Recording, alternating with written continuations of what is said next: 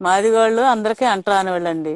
మేము వాళ్ళకి మేము అంటరాని వాళ్ళం. మేము కుండలు తీసుకొని పోతే బావికి ఎడంగుంటే మాకు నీళ్లు ఎత్తిపోతారు వాళ్ళు. ఎత్తిపోతే మేమే కుండలతో ఎత్తకొచ్చుకొని ఇక మేము బువ్వల కూరలు వండుకొని తింటాం. ఇక అంతేగాని మమ్మల్ని వాళ్ళు అంటుకొని మేము దగ్గరకు బావం. మాలోళ్ళ కాడికి బావం, కమ్మోరి కాడికి బావండి.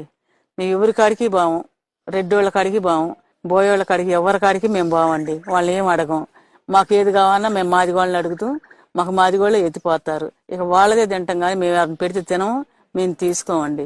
రంగం దేవాలం కదా, మాకు అడ్డబొట్టు ఉంటది కదండి.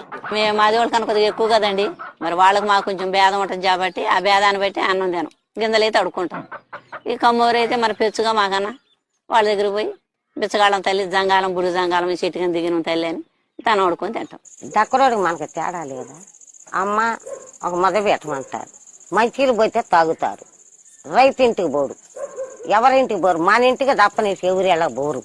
మాదిగోళ్ళు మేము అడుక్కుంటాం, దక్కలోళ్ళు ఏం చేస్తారు, మమ్మల్ని అడుక్కుంటారు, మాదిగోళ్ళని అడుక్కుంటారు. మాదిగోళ్ళ ఇంటికి పరిచయం ఆడవాళ్ళం పోతే మంచమే గూకమనరు, పీట కూడా ఎగరాయా. మాళ్ళకి మాకేం సంబంధం లేదు, వాళ్ళు మేళ్ళకి రారు, మేము వాళ్ళకి పోం. కాకులన్నీ పోగైనాయి.